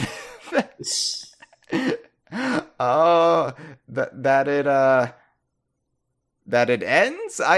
No, it doesn't end. It's never ended for me. What am I talking about? My other thing about Donkey Konga 2 was that it was filled with Easter eggs, which is kind of a stretch, but it does have some like things like an image of Radley is ingrained on a stone bridge in one of the backgrounds, and like a carousel is all rhinos, so, like they look like Rambi.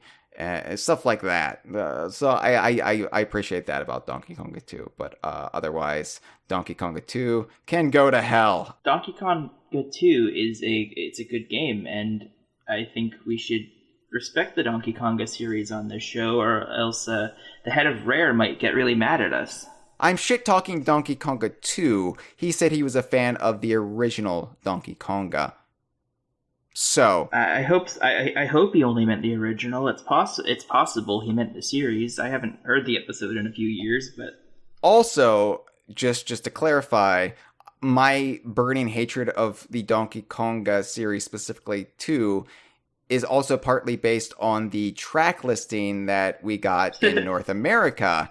In Europe, they got a much better track listing all around for both games. So, yeah, the Donkey Konga series, it's really frustrating for me because this happens in Jungle Beat as well, but sometimes the sound of me hitting the drum will register as a clap. yeah.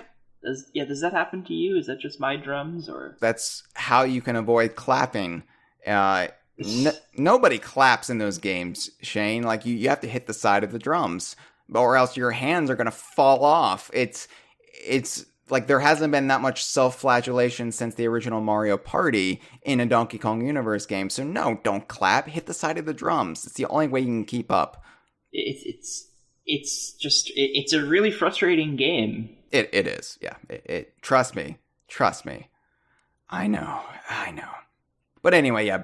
We're Big Ape City. Wow, that was a tangent and a half. Big Ape City is like a modern major metropolis, and that kind of flies in the face of the rest of Donkey Kong Island. But I like that the Kongs, if they did build Big Ape City, it's confined to its own small island off the coast. They didn't do any more of this on any of their other territories, and it seems like they've moved away from this because Big Ape City seems kind of old, like it was built maybe early like 1900s or like in the roaring 20s or something, and they've kind of like gone back to nature and just living in like huts and cabins and using wood technology. So it seems like it is an artifact from when the Kongs toyed with industrialization and expanding,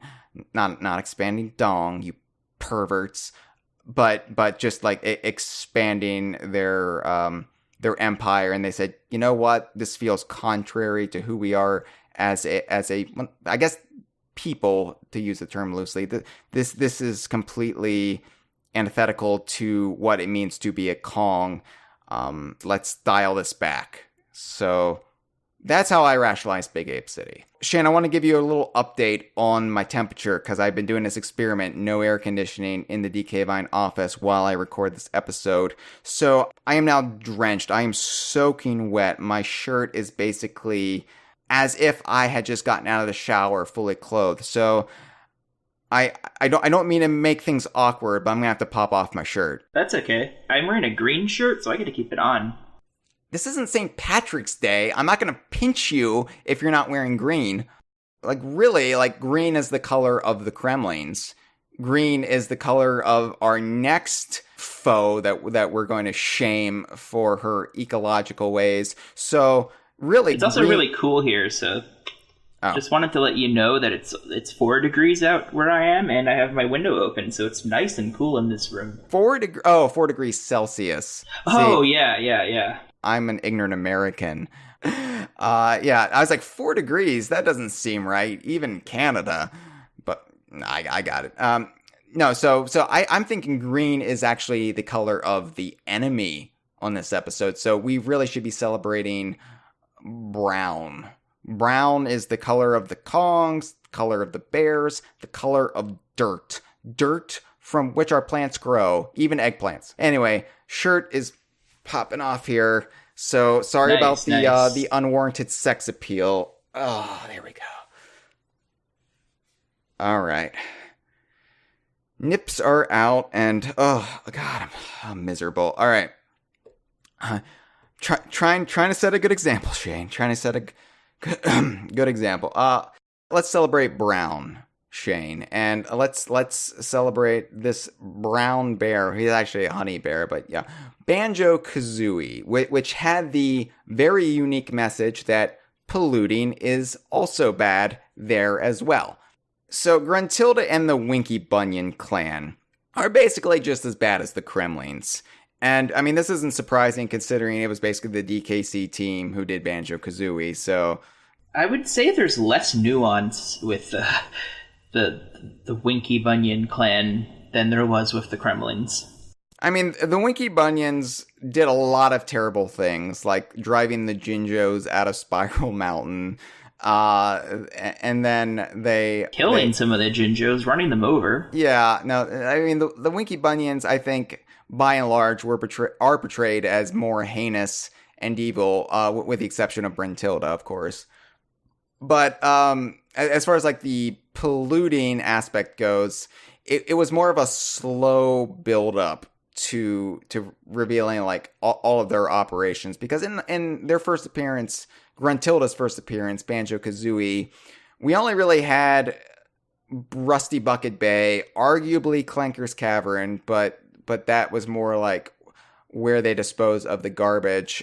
Rusty Bucket Bay, though, was the Winky Bunyan ship where it was docked, and it was where Gruntilda just flagrantly polluted to her heart's content. And so you had water filled with oil, which to me was more distressing to see than just something like Poison Pond, because one, it felt more tangible than this mysterious green glowing liquid, and two, it actually hurt the characters to swim in it.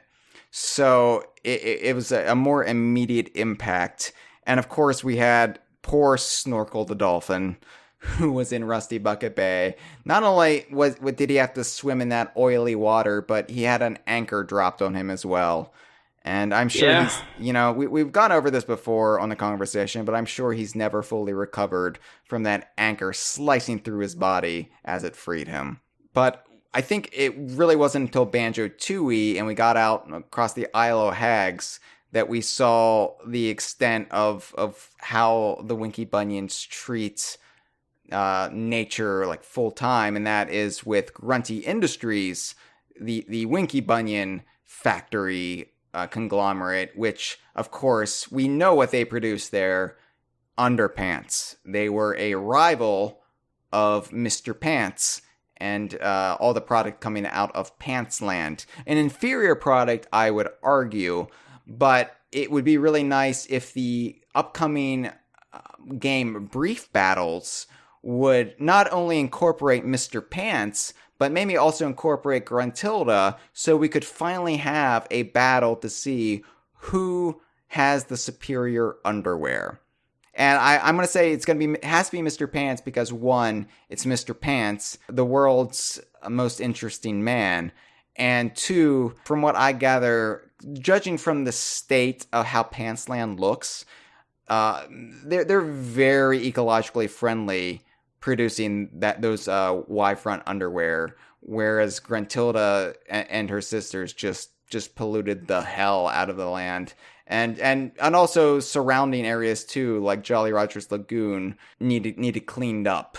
So they left a pretty big footprint. Like large part of the later worlds of Banjo-Tooie revolve around Grunty Industries and the myriad of ways it harmed the island. I just love too that it left such a nasty mark. And all for producing underwear. Like, what goes into that underwear that makes it so terrible for the environment? I just love pondering this. And then, therefore, wouldn't it be terrible for your crotch? I would assume yes. We also, speaking of Grunny's Revenge, another time travel classic, we had Spiller's Harbor, which we mostly talk about in the context of that famous hotel room where a certain famed Diddy Kong racer may or may not have been conceived. But Spiller's Harbor was, in the lore of the game, a resort town that Gruntilda and her minions polluted. Again, sort of like Rusty Bucket Bay, they polluted it with oil and sludge. And it's called Spiller's Harbor. And it also brought forth the Squitters, not the cool ass spider with the sneakers from off Donkey Kong Country 2, but the little like poop monsters that sprung about from the pollution in Spiller's Harbor. Bad thing about Spiller's Harbor is there's no implication that you ever cleaned it up. Like I don't know if Spiller's Harbor ever had a rebound. Although, considering that the game took place in 1978, I know like the 70s were infamous for, like, especially here in America, how polluted our like lakes were, like the Great Lakes, Lake Erie in particular. There were lots of jokes then about just how awful they were, and they made a real dedicated effort then. I mean, the 70s is when the EPA started by Richard Nixon. So, you know, even Yeah. back then, it was a bipartisan affair, people. That's just what I'm saying. Like, Democrats, Republicans, conservatives, liberals, we all came together for Earth. Earth. I like Earth. That's my political statement. You know, everybody wants to move to Mars, and I'm just like, have you looked at Mars? It's a shithole. It looks like CremKroc Industries circa 1994. I don't want to visit Mars and stay there permanently.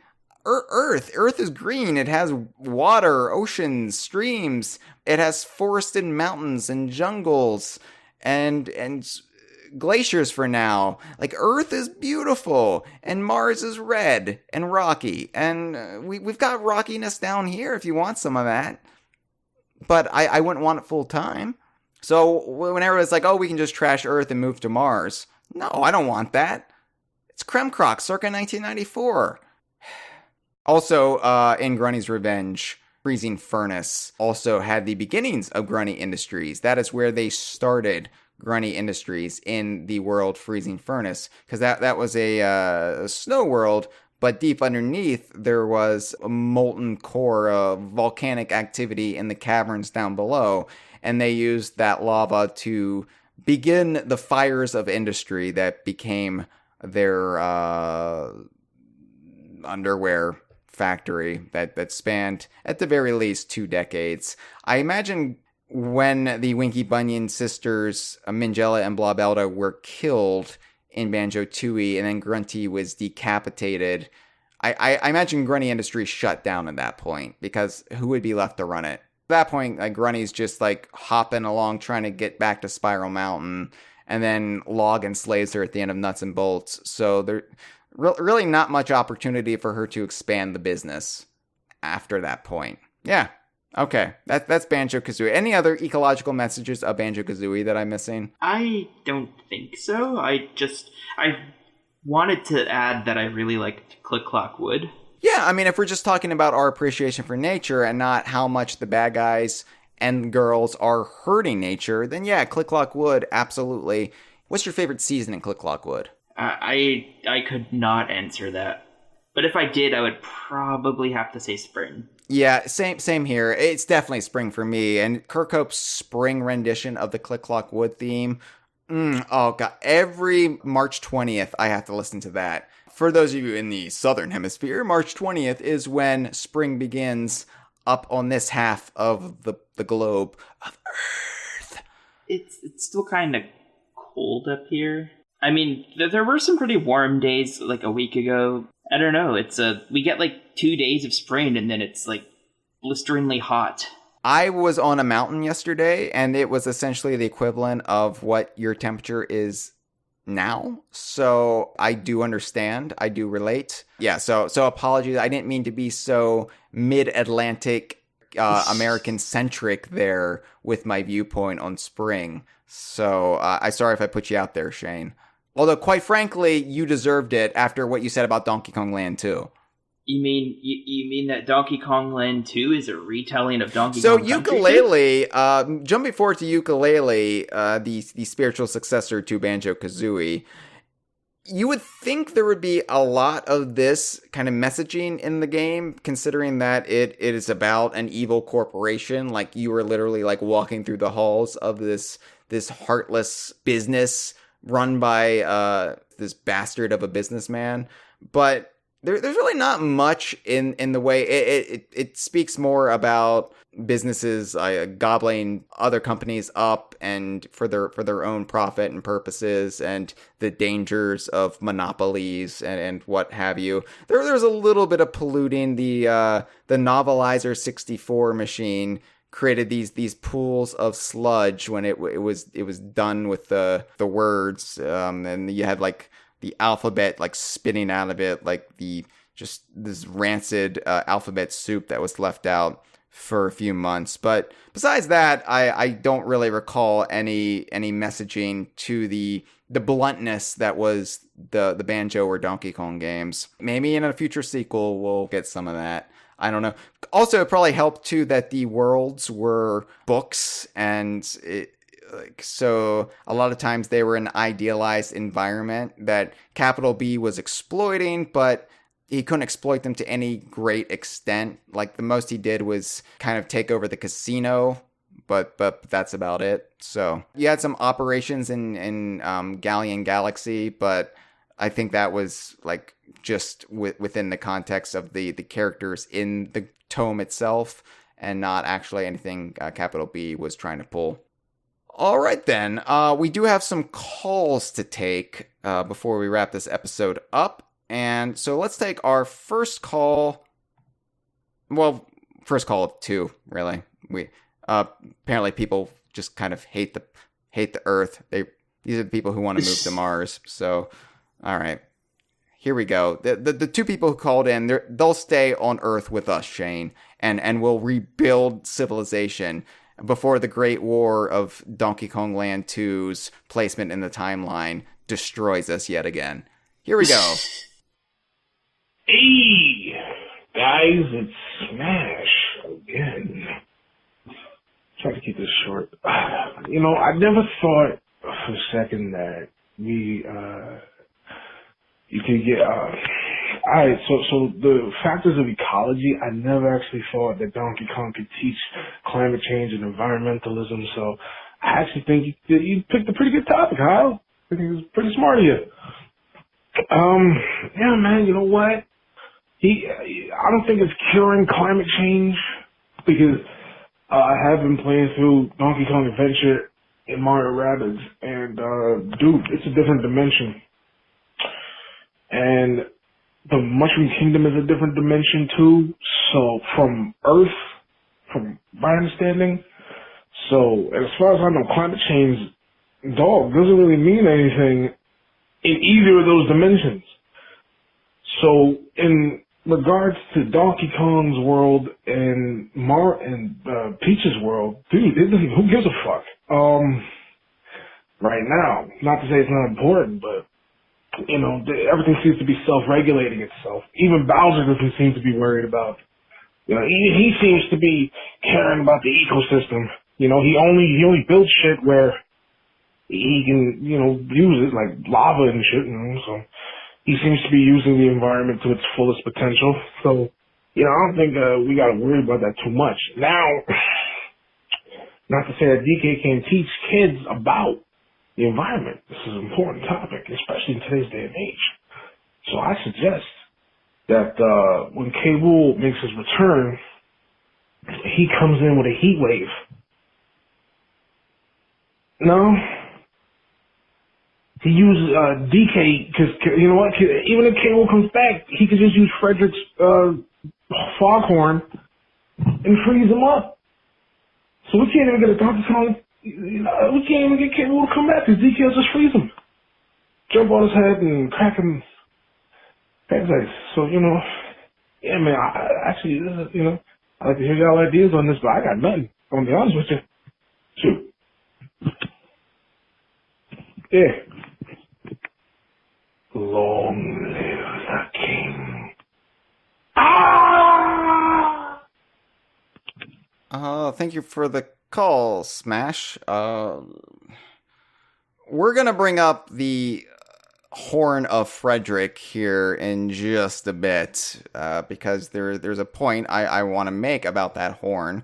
But to your claim that Donkey Kong Island is in a separate dimension from our dimension, and therefore nothing that happens within the context of Donkey Kong Island matters for us, this is where we differ, because it is DK Vine's stance that, yes, the Mushroom Kingdom is a separate dimension, but Donkey Kong Island and the Rare Archipelago actually take place on what's supposed to be our Earth. And I know not everybody's going to agree with that because you'll be like, well, Hyle, I've been to our Earth, and quite frankly, I have not met any talking gorillas who wear fashionable neckties. So you know what? You're wrong. And to that, I would say, well, have you ever been to the Rare Archipelago? And then you would say, oh shit, I haven't.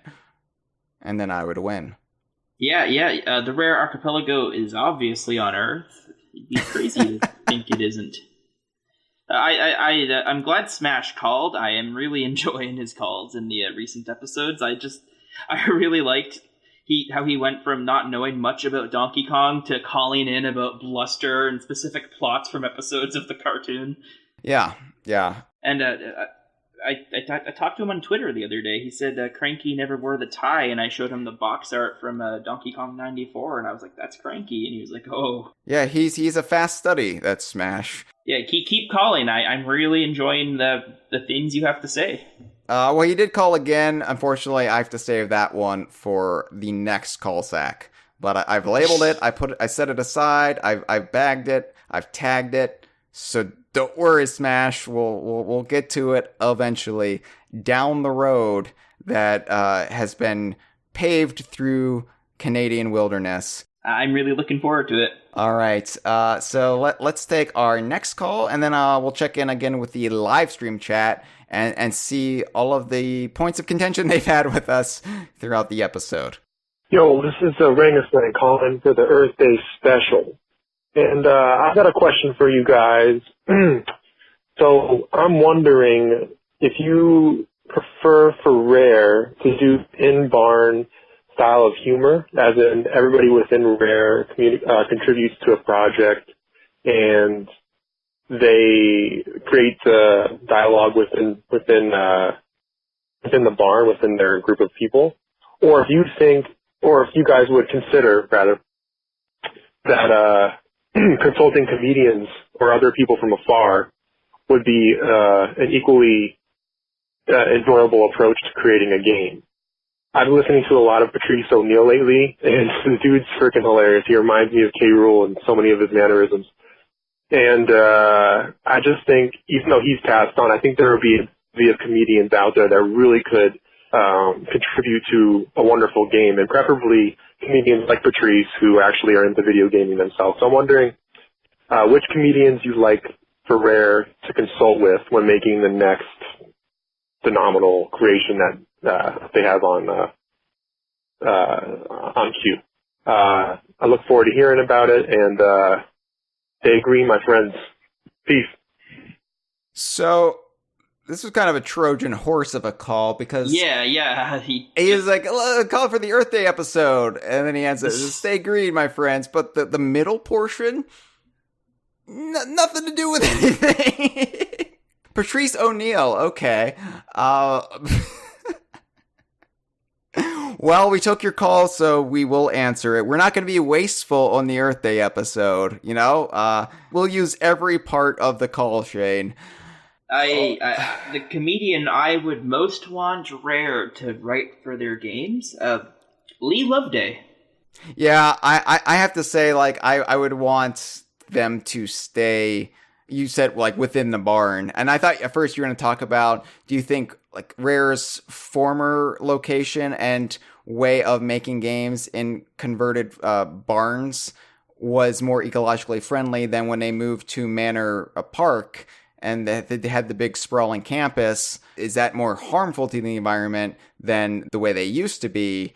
And how do you reconcile this as a Rare fan and environmentalist, or a purported environmentalist? So that's where I thought the call was going, and I was like, oh boy, putting us on the spot. Fortunately, it has nothing to do with that, so I don't get to expose myself as a hypocrite one way or another, which makes me happy. Patrice O'Neill, I only know, speak to him, I only know him vaguely from some Comedy Central roast, and I think he made like 2 or 3 appearances on the U.S. Office in the early seasons as one of the warehouse workers. Back when like the warehouse workers weren't really like integrated, like before Daryl became a main character. He played T-Bone in Arrested Development. How is that not the first character he played that you went to? Because it's been a long time since I've rewatched the first 3 seasons of Arrested Development. And he didn't play T-Bone in the pilot episode, so so either there's two T-Bones or it's just kind of a Marta situation. Several actors portrayed the same character. No, keep it within Rare is my philosophy. Like, I don't mind when they consult with outsiders, but I like that so much of the charm of Rare, even in like the Sea of Thieves era where they are like this major studio working on this huge game with hundreds of people to its credits, there's still like this homespun charm to Rare, this insular kind of cheekiness and just a couple rungs above like DIY, barely taped together shoddiness, but in the best possible way. So yeah, I don't like the idea of, like, it's already weird to me that they're bringing in outside voice actors for the upcoming Sea of Thieves Tall Tales, because I'm just like, I mean, it makes sense, yeah, but, like, part of what I love about Rare is, like, oh, they just do all the voices in-house. It's just the Rare staffers doing voices, and, like, or, like, oh, we're gonna bring in the kids, our children for Diddy Kong Racing, and, you know... Some of the voice work in the Viva Pinata series was provided by 4Kids Entertainment, but that was more so because of the TV show. Right, that makes sense in that regard. All right, well, thank you for the call, Orang Slang. You're also active in the live stream, so let's check there and see if you provided any more comments that are more appropriate for the Earth Day episode.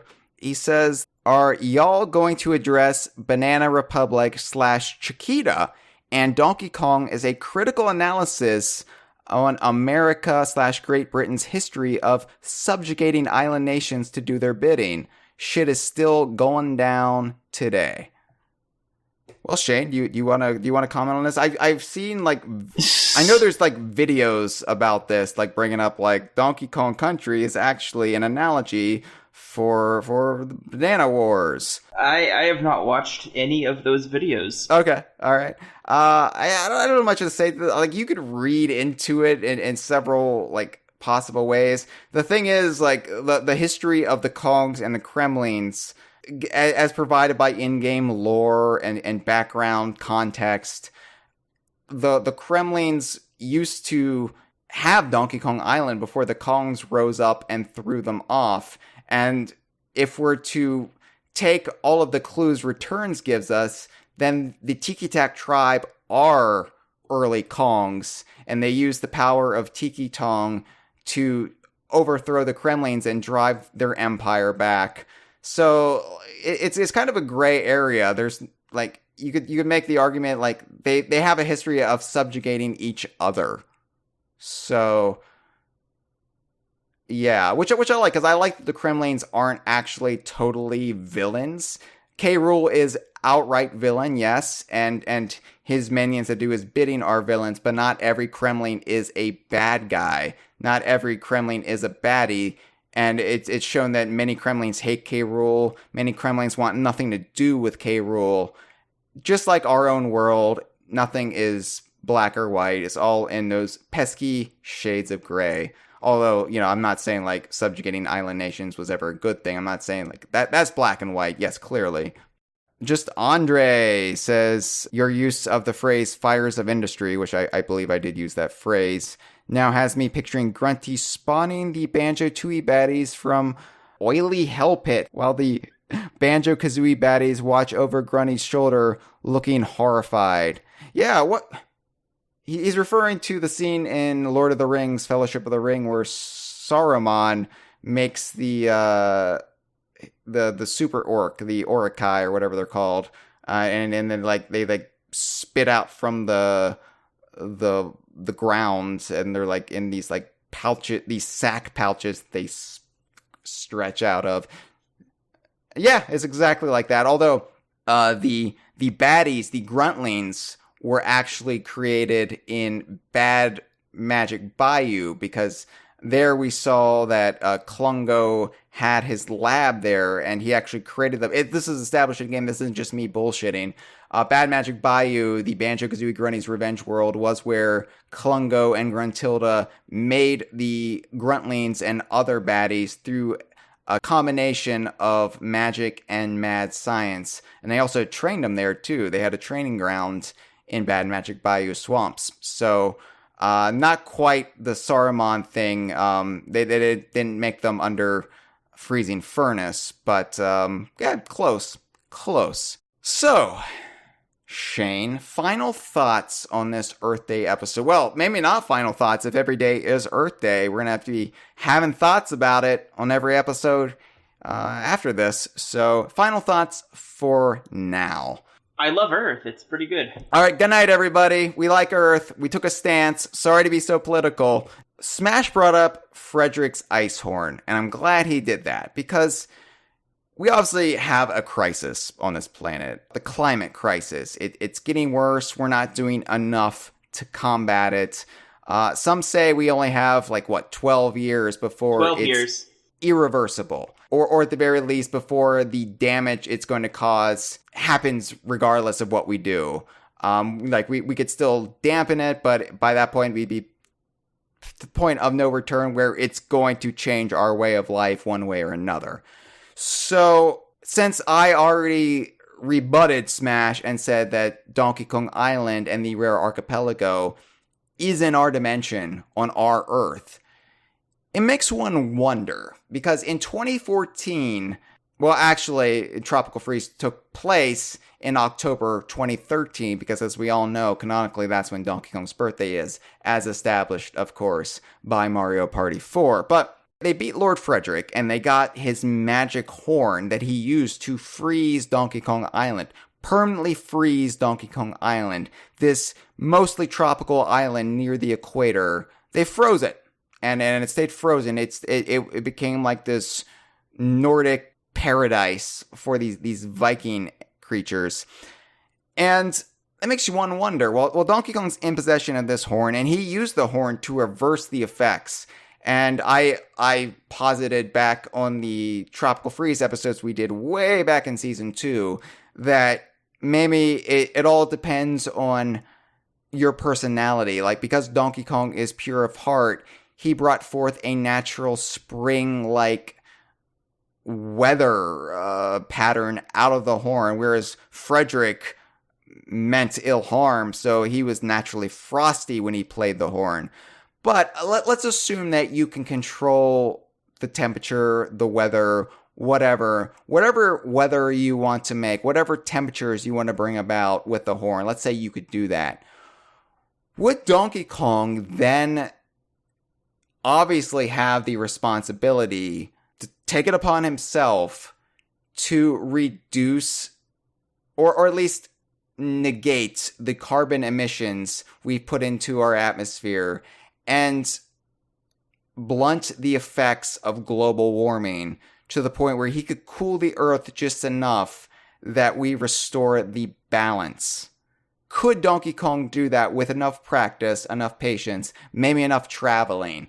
What do you think? I feel like that would be a lot to ask of one person. Okay.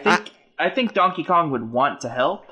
Yes. But I think we would need to reverse engineer that horn and get them for everybody who has the heart to bring about that spring weather. So what you're saying is we need a team of we got Funky Kong, but we need a team of specialists to join Funky Kong in reverse engineering this horn, either making it much, much bigger, or, well, I don't know if it would necessarily work to make it bigger. Would you have to go to different climates, different parts of the globe, and do different incremental blows through it?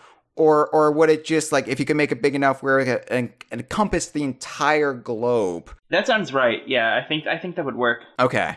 All right. For all we know, this is in progress on Donkey Kong Island right now. It's been over 5 years since we've had a new adventure, although you could make the argument that Tropical Freeze for the Switch is a new adventure, at least new funky mode. Oh, yeah, it definitely is a new adventure. You agree with me? Why it wouldn't be. Oh my god, we agree on one of these. Okay.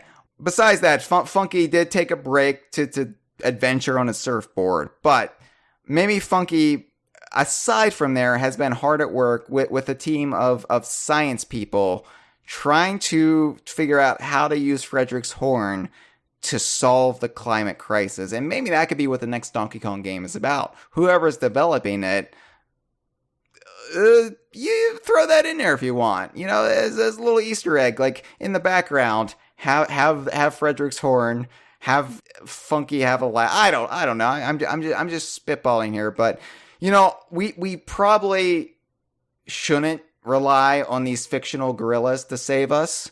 As comforting as that notion is, I don't know how much fruit that would bear for us. You know, I feel like maybe we need to solve the climate crisis as a species before we rely on fictional video game characters.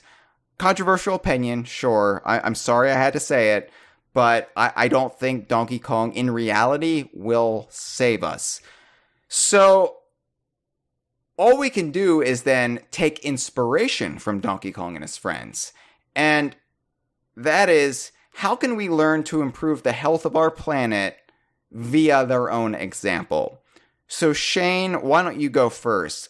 Out of the entire Donkey Kong universe, not just Donkey Kong, but Banjo, Star Fox Adventures, I mean, it's like, don't take the spell stones out of the Force Point temples or else the planet will break apart. It sort of applies. Out of the whole Donkey Kong universe, what could we do as one person each to better our planet, to slowly combat climate change and the horrible footprint we're leaving on Mother Earth? That's a loaded question. Yes, it is. How can you save the planet, Shane? Go. Stop the Kremlins and stop the U.S. government from their rolling back their protections. I mean, the EPA is pretty much like what, nothing now? No, the EPA is in the pocket of all these heavily polluting industries. Yeah, like I think like an oil baron is running it at this point. Oh, it's always an oil baron, yeah. So basically what you're saying is oil baron, Baron K. Rollenstein, stop the Kremlins. Yeah. So basically, how do we stop the Kremlins? Oh, I guess we have to vote. All right. Yeah. All right. Sure. Okay. Yeah, I mean, when has voting not worked? Here's what I'm going to do, Shane. I'm going to vote. Don't worry. I always vote. I've never missed an election since I came of age, turned 18. But here's what I'm going to say. How the DKU inspires me to help the planet. Never buy new televisions. Only use the ones that wash up in your local version of the Bermuda Triangle. I feel like that is an important step we could all take. So whatever your localized mystery spot out at sea is, head out there whenever you need to buy a new TV. Now, granted, these TVs are going to be older. It's not going to be state of the art, but you know what? They'll work. And you do a ground pound and they'll come right on. It makes sense to me. The Kongs do it, and I feel like we should all take their example. Also, the Kongs have inspired me because I'm still so fucking hot, Shane. And I look at the way the Kongs dress, and the question is, like, do the Kongs have centralized air? I feel like in some cases they would have to, but, you know, they live in these human jungles for the most part, and you look at the way they dress. They usually only wear one article of clothing, maybe two, but for the most part, you know, they don't like concern themselves with covering their shame. They let it blow in the wind freely. So I think for the rest of the night, I'm going to leave the air off and I'm going to go completely nude, sans one article of clothing. So, this robing now, can you guess which article of clothing that will be, Shane? I was gonna say you should ask the live chat what they think it should be. Oh, okay, well, I've already decided, Shane, and I'm gonna just leave one sock on. But we can ask the live stream chat which part of my body the sock will be on. So Orangaslang says, a banana over your banana. So that is what I'll do for Earth. Also, I am almost completely naked right now, so sorry, I'm fumbling trying to play the File 2 bumper. I really committed to the bit. Hold on, here it is. Oh, ow. It hit the microphone. My penis. This has been a File 2 production. ¡Qué rico!